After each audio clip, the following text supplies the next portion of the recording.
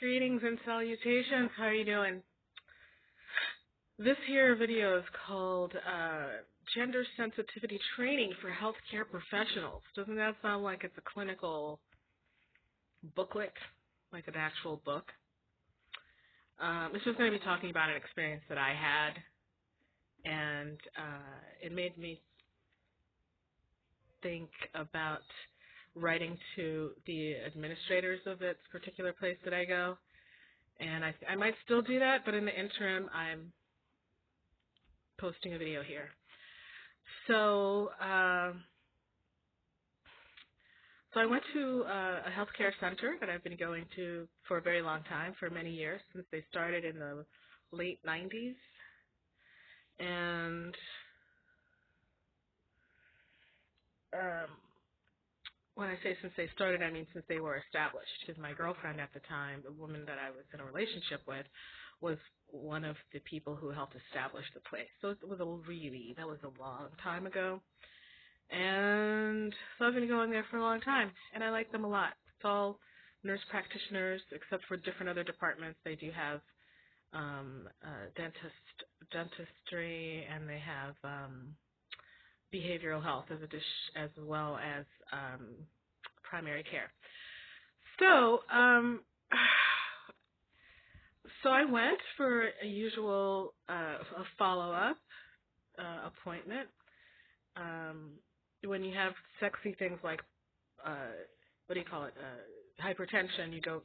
I need to go regularly to make sure everything's okay and to make sure that my meds are working and that we've got the right formula of everything. It's very hot, very, very alluring. I'm actually really happy because my blood pressure has been really good for the first time. Not really good. It's been decent. It's been good.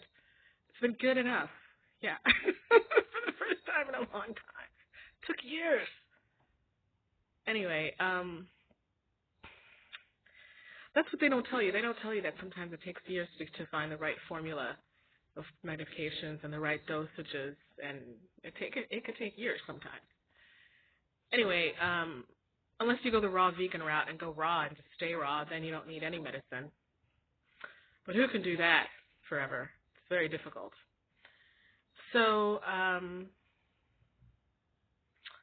actually, some people end up being drug-free and that they're not even all raw. They just do a little of this, a little of that, a little macrobiotic, or just whole foods and exercise and high raw, and I don't know.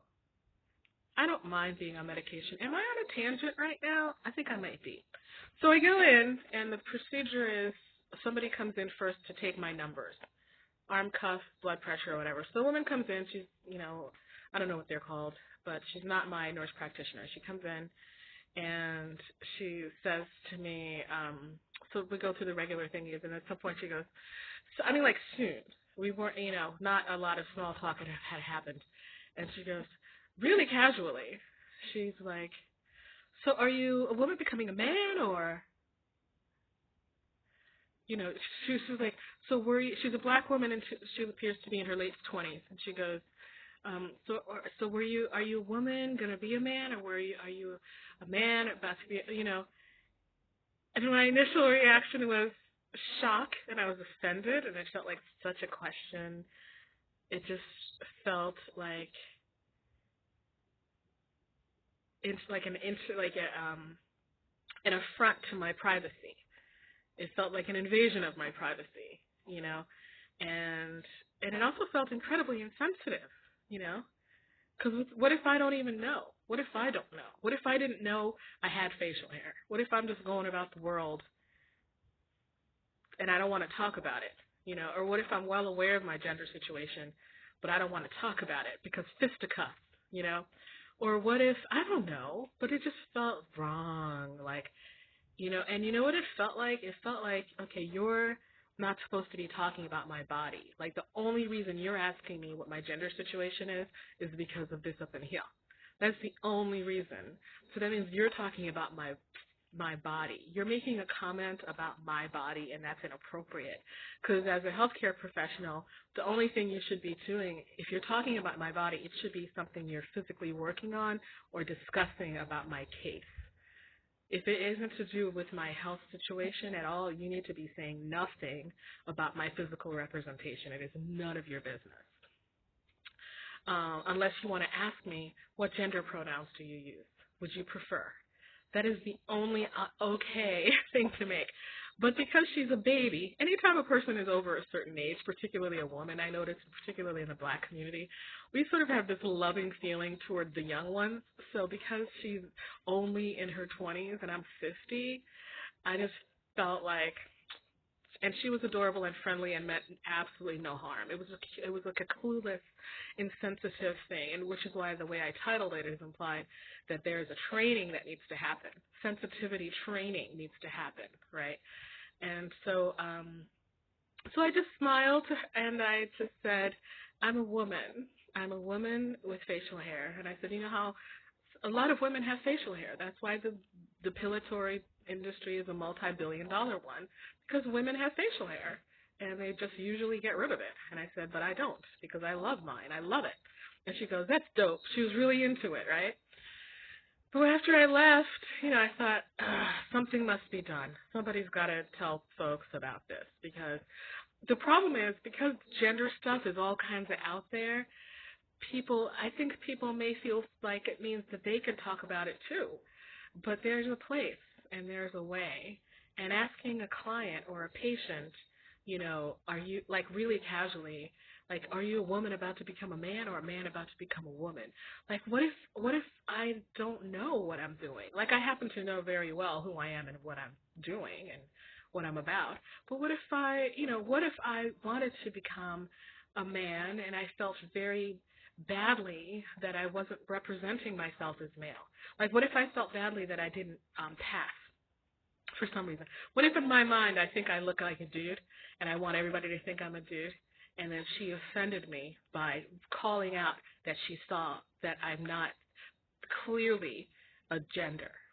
What if that offended me, Or what if I desperately want to become a man and I feel so terrible that I can't afford bottom surgery? And her bringing that up sort of triggers my thinking about how I can't get what I want with my gender goals, my gender confirmation goals.